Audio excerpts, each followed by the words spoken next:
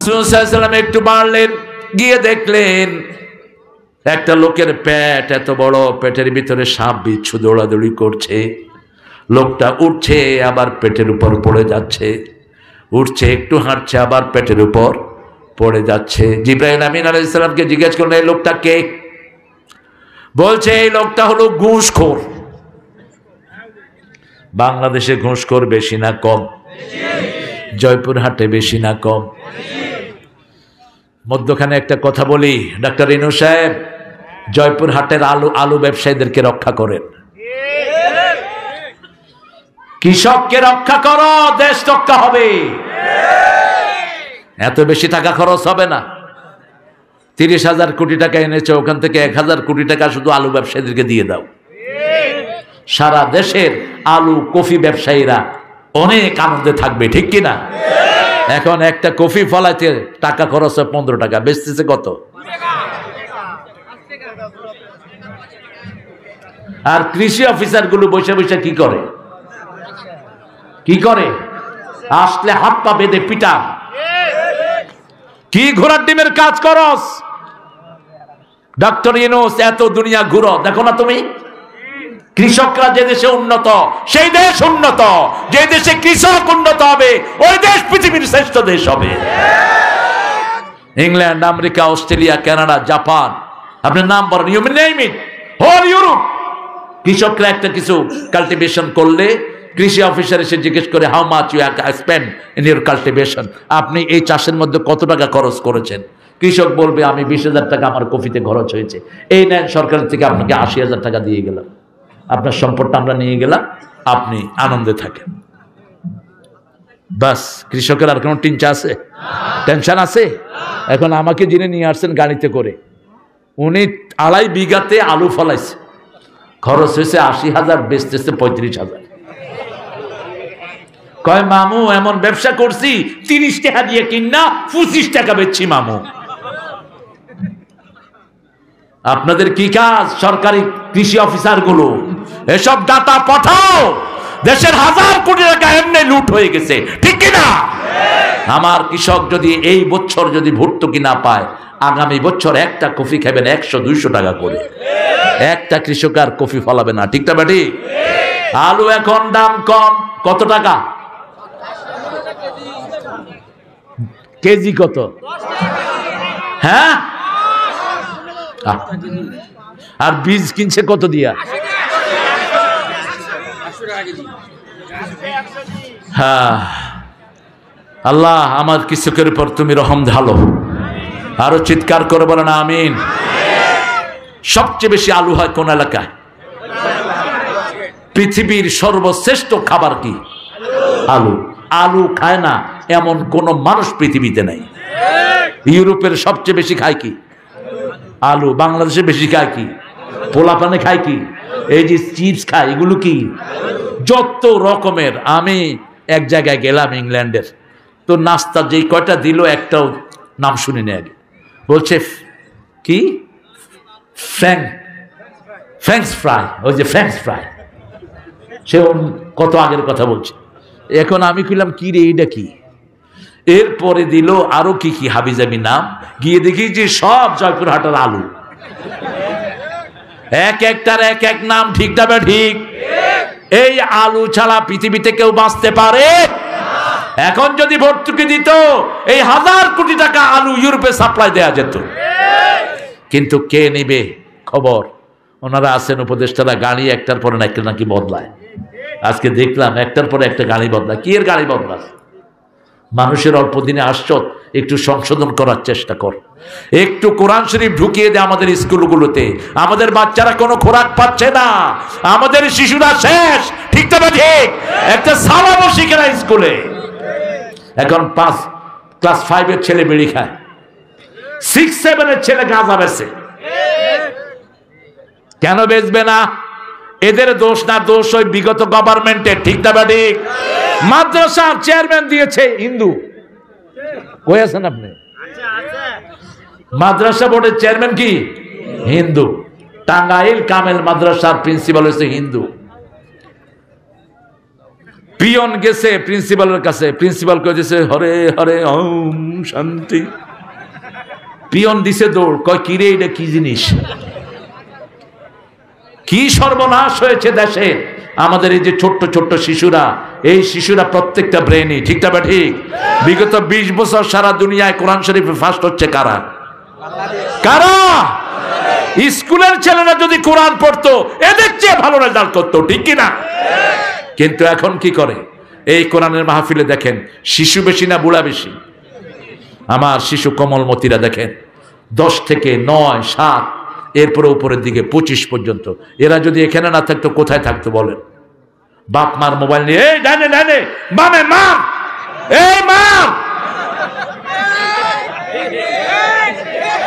ঠিক কিনা?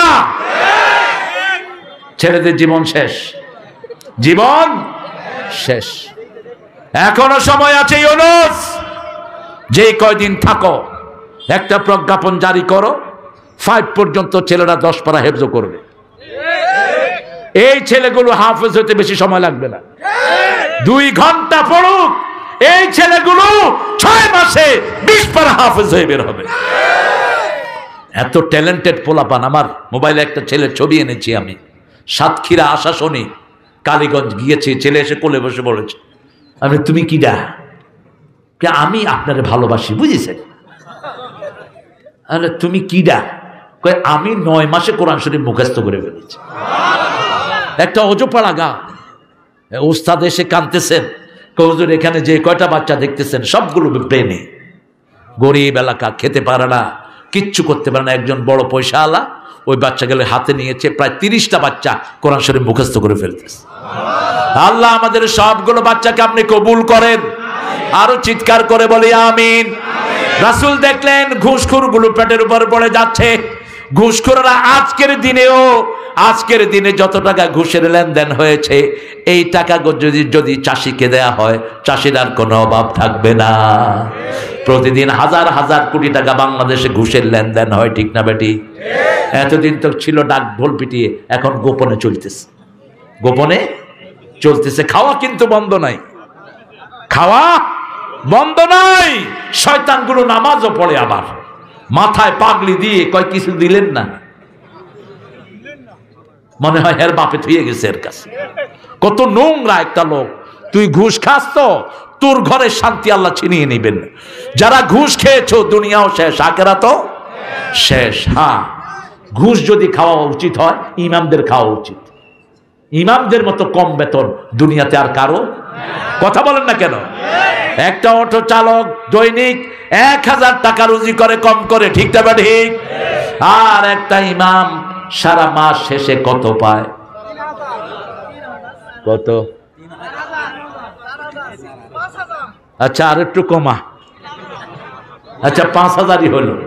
5000 কি একটা লোক চলতে পারে? কেমনে চলে এই লোকটা? তারপরে মুখে হাসি আসে না নাই? মুখে দোয়া আসে না নাই? কেন এরকম অল্পে তুষ্ট? কারণ আল্লাহর উপর তাওয়াক্কুল করে। এদেরকে দান করা দরকার, ঠিক না ঠিক? আমাদের বাংলাদেশে সরকারি কোনো চাকরি নাই যেখানে 20,000 টাকার কমে পাওয়া যায়। একটা পুলিশ কনস্টেবল এখন কত পায়? 25,000। কত? আলু রেশন আছে না নাই? ডাইল, চাল, তেল, নুন কি নাই? শুধু হা করবি, মুখে ঢুকায়। এরপরে এখন ডিউটিতে অনীহা, রাস্তার পাশে বসে থাকে গালে হাত দিয়ে। কইলাম কি রে? কয়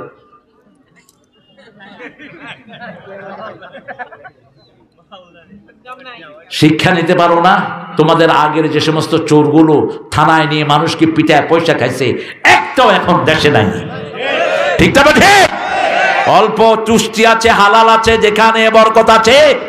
রাসূল দেখলেন একটা মহিলা, একটা পুরুষ রক্তের নদীতে সাঁতার কাটছে, রক্ত খেয়ে খেয়ে কিনারে আসছে, আবার কে যেন লাথি মেরে তাড়িয়ে দিচ্ছে, আবার সাইডের থেকে পাথর মারছে, ছিটকে গিয়ে মধ্যখানে পড়ছে। জিজ্ঞেস করলেন এরা কারা? এরা হলো সুদী ব্যবসায়ী। সুদ আছে যেখানে জাহান্নাম আছে। রাসূলকে আল্লাহ বলছেন ওয়াজারু মা বাকিয়া মিনার রিবা ইন কুনতুম মুমিনিন, যদি তোমার উম্মতেরা মুমিন থাকতে চায় সুদ তাদেরকে ছেড়ে দিতে বলো। সুদের 70টি গুনাহ, ছোটটি হলো মাকে জিনা করা। বড়টি হলো আল্লাহ আল্লাহ রাসূলের বিরুদ্ধে যুদ্ধ ঘোষণা করা। সুদ যারা খায় তাদের সব ইবাদত বরবাদ, ঈমানও শেষ। ঈমানও, রাসূল বলেছেন এমন একটা সময় আসবে মসজিদ ভর্তি মানুষ থাকবে, একজনও মুমিন না। সাহাবায়ে কেরাম বলেন এরা কারা, কোন সময় এটা হবে? রাসূল বললেন দুইটা কথা, ইদা কালুর রিবা ওয়া শারাফুল বিনা, যখন খাবে সুদ বানাবে বিল্ডিং, তখন বুঝবা মসজিদে কোনো মুমিন।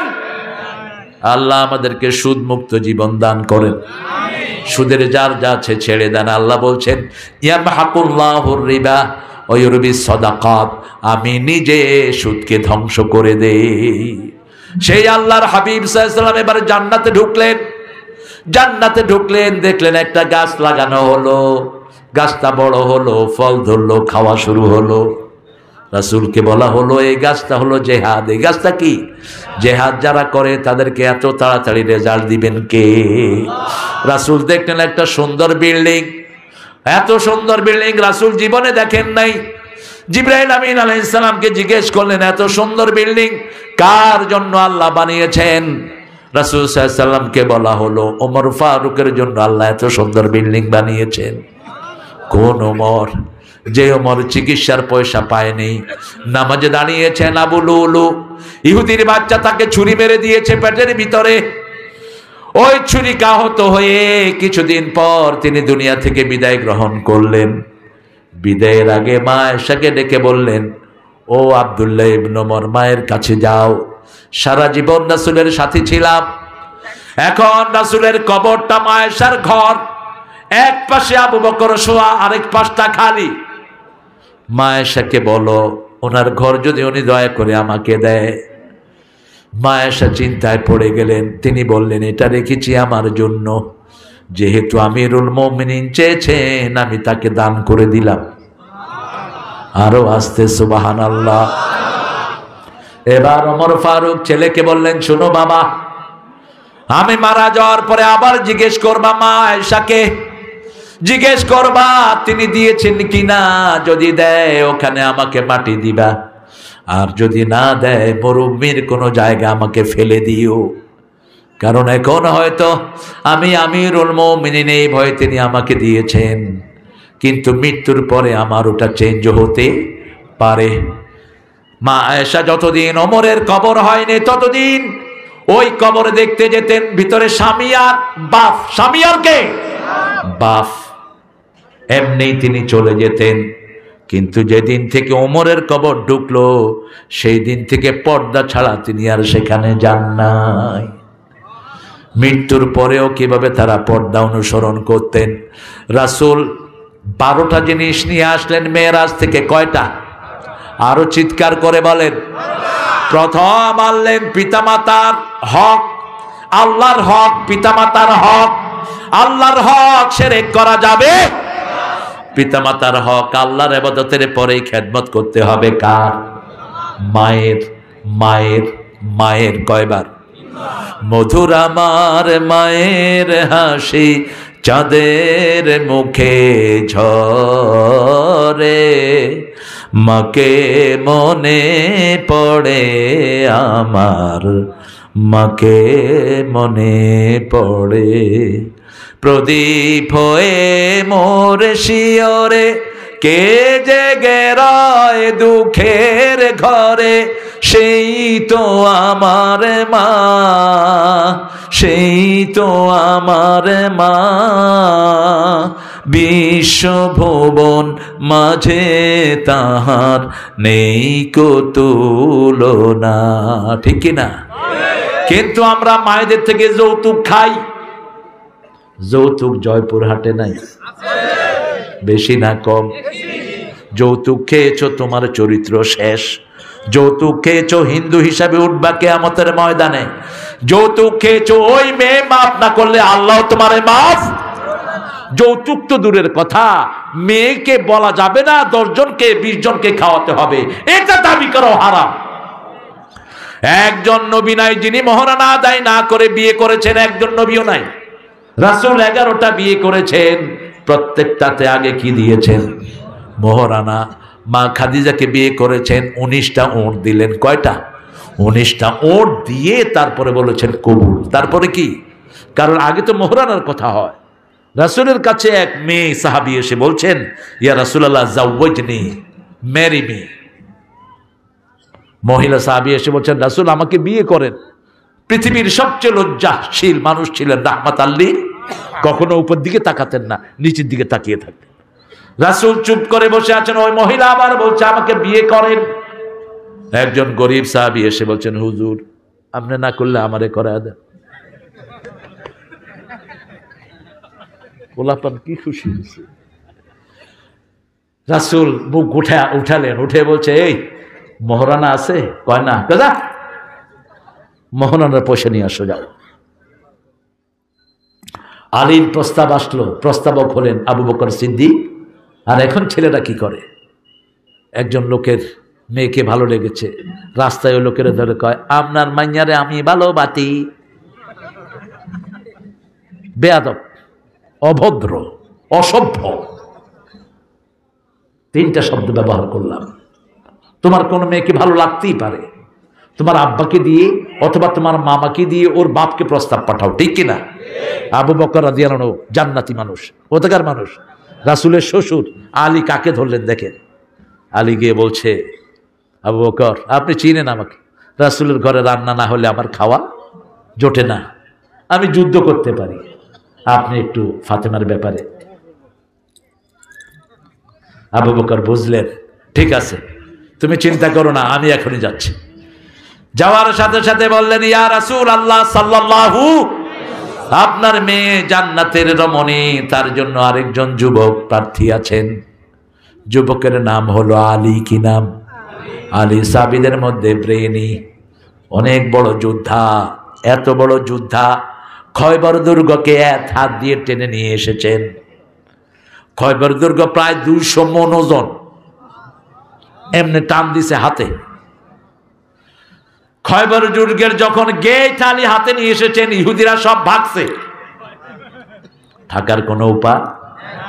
রাসূল শুনলেন আলীর ঢাল ভেঙে গেছে, আলী খয়বরের গেট ধরে টান দিছে, ওটা হাতে চলে আসছে। পরের দিন বলল, যাও এটা নিয়ে আসো। চিন্তা করলেন গতদিন তো 2 হাত, 1 হাত ব্যস্ত, আরেক হাত খালি ছিল, আজকে 2 হাতই খালি। আসলেন, এসে উঠাচ্ছেন, 1 ইঞ্চিও সরাতে পারছেন না। আস্তে আস্তে শত শত সাহাবী আসলেন, পারলেন না। রাসূল মুচকি এসে বললেন, তোমরা কি মনে করেছো তোমাদের শক্তিতে তোমরা এটা করেছো? না, তোমরা যখন যুদ্ধ করেছো আল্লাহর হাত তোমাদের সাথে জড়িত হয়ে গেছে। কেউ যখন নফল বেশি পড়ে তার হাত কার হাত হয়ে যায়? তার চোখ কার চোখ হয়ে যায়? তার জবান কার জবান হয়ে যায়? কি সুন্দর কথা বলতেন আল্লামা সাঈদী। দেখেন, তোমরা আমাদেরকে বলো মৌলবাদী, তোমরা হইলে আগাবাদী। আমরা থাকি মূলে, তোমরা থাকো কই? আগায়। বেশি তেড়ি বেড়ি করবা, একটা ঝাঁকি দিব, মামু বাড়ি দিল্লি গিয়া পড়বা। পড়ছে কিনা? কি সুন্দর। আবার কি বলছেন, আমাকে যদি কেউ মেরে ফেলে, বগুড়ার এক মাহফিলে, আমি তখন পাশে চাচার, বলছে আমাকে যদি কখনো মেরে ফেলা হয় 1 বছরে টিকতে পারবে না, আমার রক্ত এদেরকে জ্বলে পুড়ে ঠাই ভস্ম করে দিবে। 5ই আগস্ট ওনারা কোথায় গেলেন? বিদায়। 14ই আগস্ট সাইদি সাহেবকে বিষ প্রয়োগে হত্যা করা হলো। ওই শয়তানটা পলাতক। পিজির ওই সময়কার প্রিন্সিপাল আর ওই মোস্তফা কি নাম ওই শয়তানের, 2টেই পলাইছে। হ্যাঁ, নিষিদ্ধ হয়ে গেছে।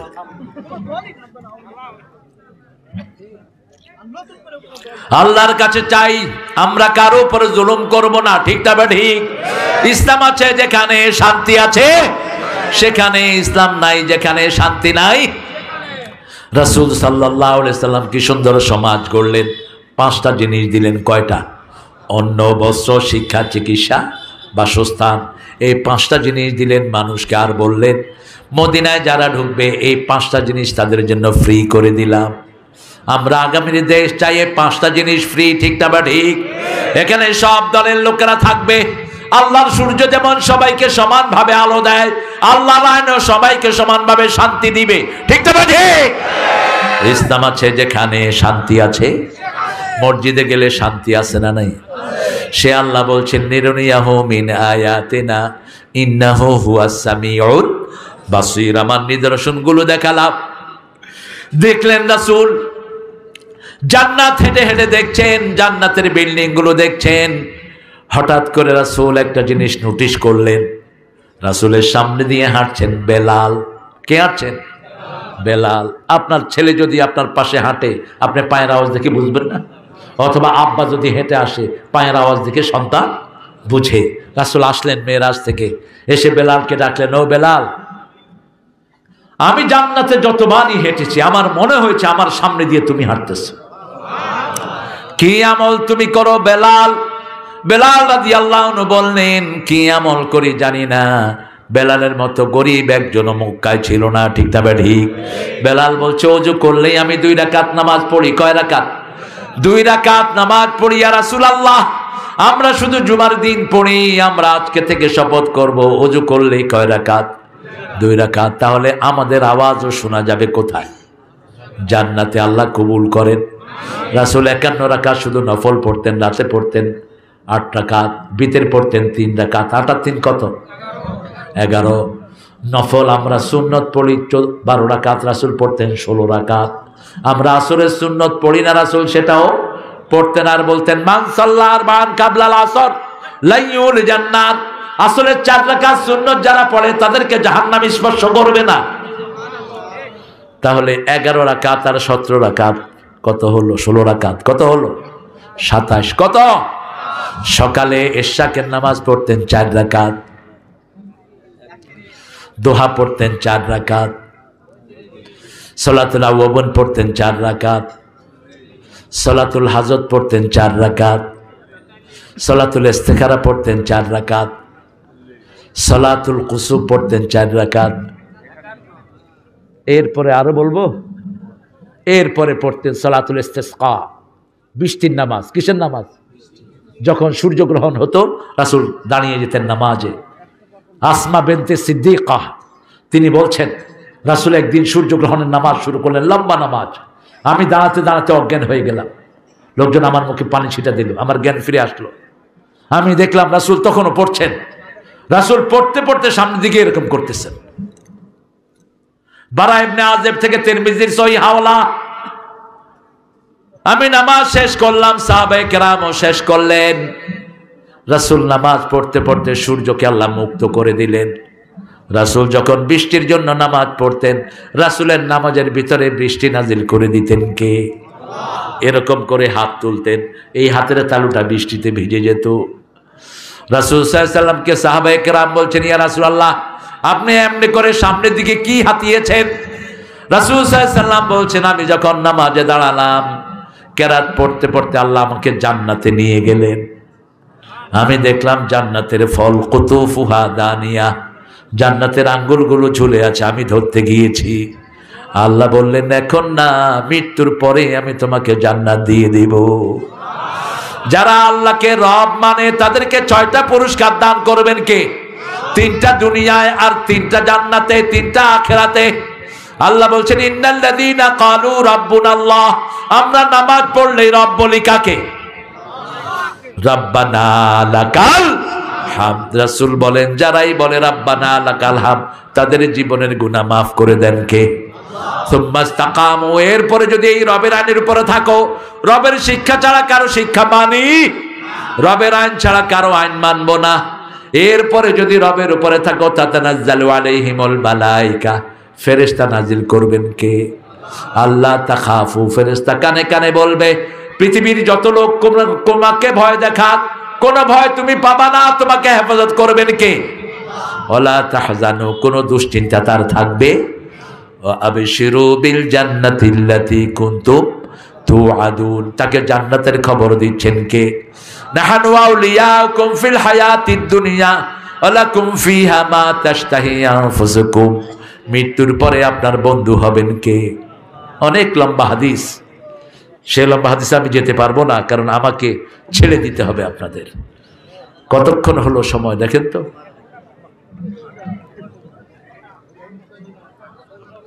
কতক্ষণ?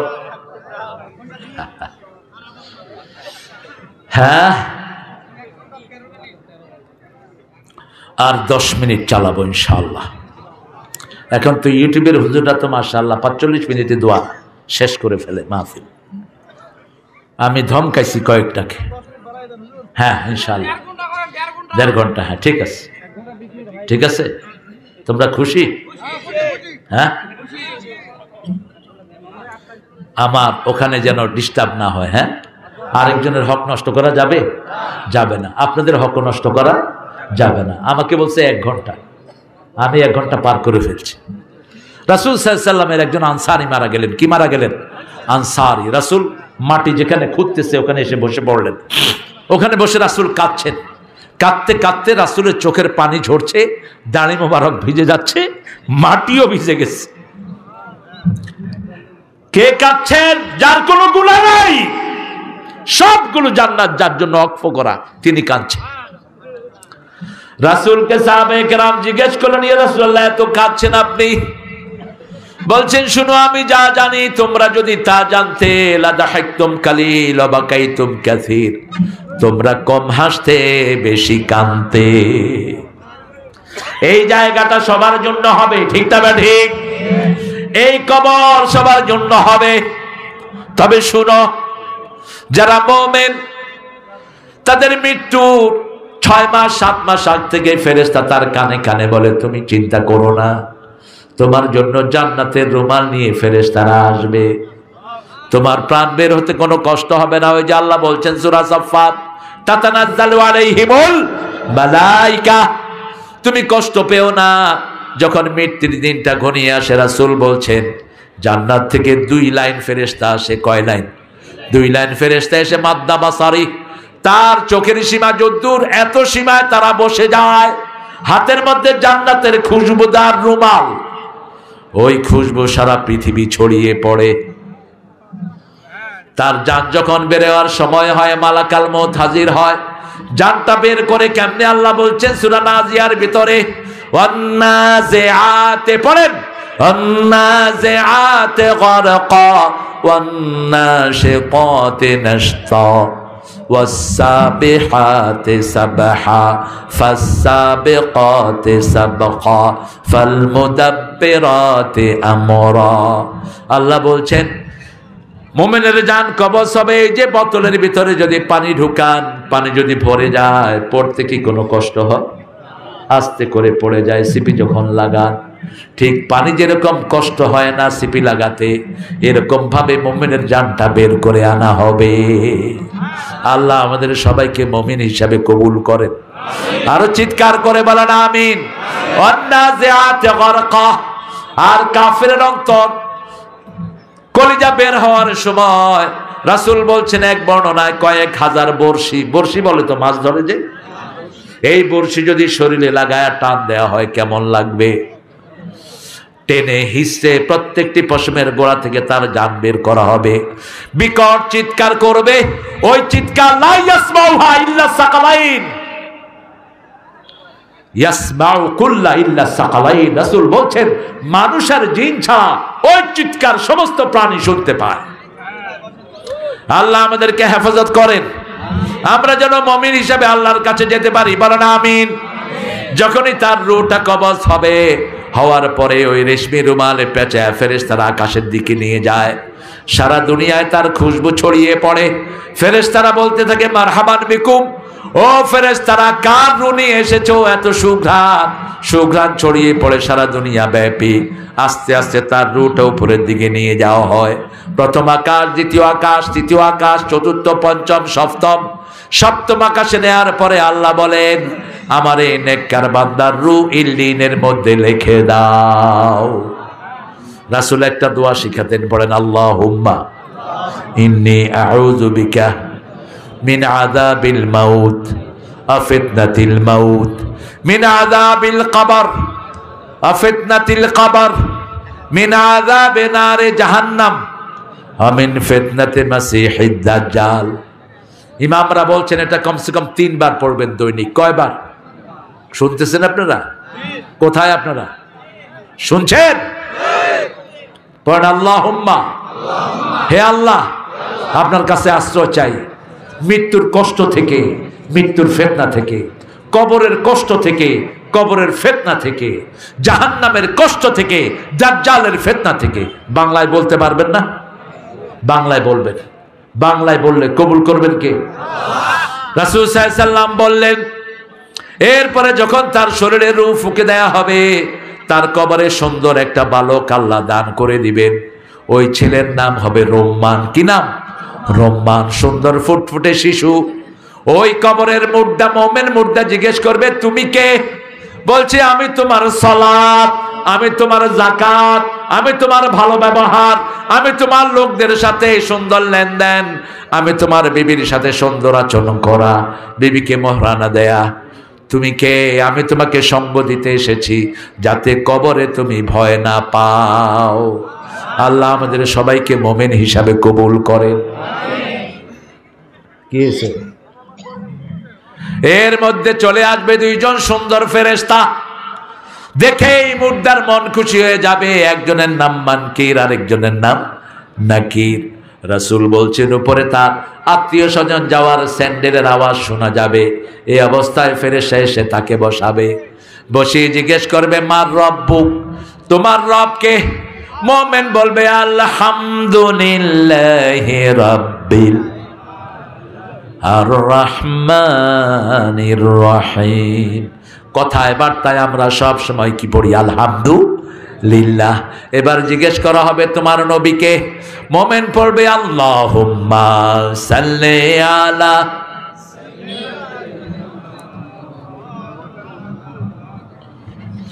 জিজ্ঞেস করবে, তোমার দল কি?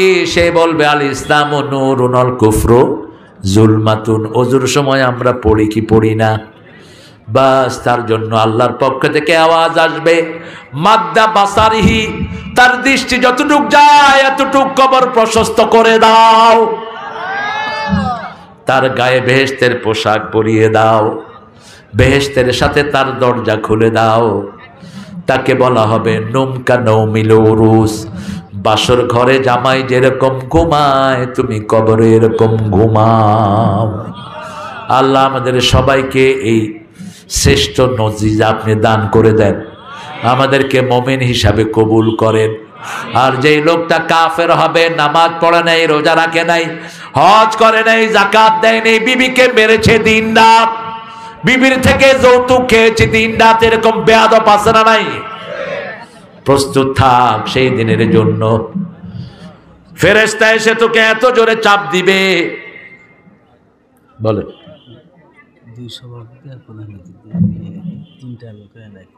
আচ্ছা ঠিক আছে, এত জোরে চাপ দিবে, এ পাশের হাড্ডি এ পাশে চলে যাবে।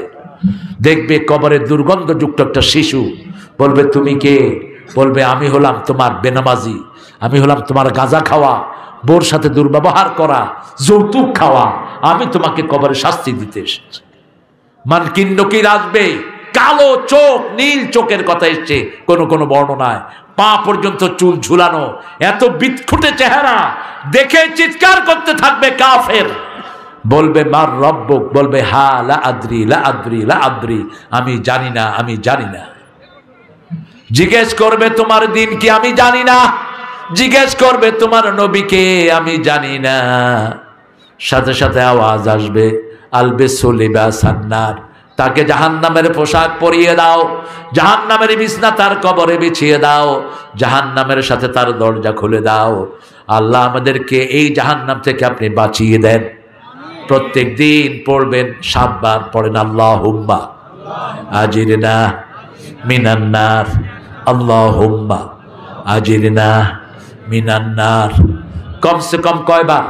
7 বার পড়বেন, তাহলে জাহান্নাম আপনার জন্য আল্লাহর কাছে সুপারিশ করবে, আল্লাহ এই লোকটাকে জাহান্নামে দিয়েন না। অন্যদিকে পড়বেন অদখিলনাল ফিরদাউসা মাআল, বলেন অদখিলনাল ফিরদাউসা মাআল আবরার, অদখিলনাল ফিরদাউসা মাআল আবরার, নেককারদের সাথে আমাদেরকে জান্নাত দিয়ে দেন। কি মনে করেন বাবারা, এই যে এশার নামাজ পড়লাম না, সকালে যদি মৃত্যু হয় কি করবেন? অনেক লোক আছে না, কি করে ঘুমিয়ে থাকো ফরজ করে কাজা, এমনও তো হতে পারে ফজরে জানাজা। ঠিক কিনা? কত মানুষ রাতে ঘুমাইছে আর উঠে নাই, আজকে থেকে আর নামাজ ছেড়ে দেব না। রাজি আছি তো প্রিয় ভাইয়েরা? আমাদের সম্মানিত অতিথি মাহবুব আলম ভাই 2000 টাকা দিয়েছেন। দেখি সভাপতি সেক্রেটারি শুনতে চাচ্ছে এরা। 10,000 টাকা।